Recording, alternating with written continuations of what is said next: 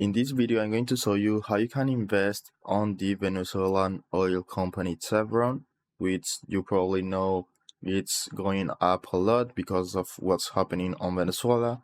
And in my case, I'm going to use Trading 212 platform, but you can really use any other one.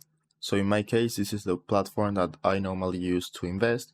So all you need to do is go right here and search for Chevron. So in my case, I have searched for it already. But just search for it right here and you will see the option to buy stocks. So to buy those stocks, you will obviously need to have some money on your wallet. So for Trading 212, you can deposit by clicking on main pot, then going to deposit. And now you can deposit funds by using your credit card or your bank account. So once you have your money right here on the main pot, you can just go right here and buy as much as you want. So select the amount of shares you want to get or the specific amount of cash you want to spend on those shares. And right here you can see the graph.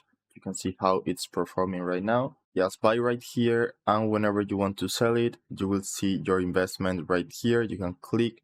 In my case, I have different shares. So you will see Chevron right here, and just by clicking it, you will see the sell button where you can sell the amount of shares you want. And same process, you will get the money on your main pot.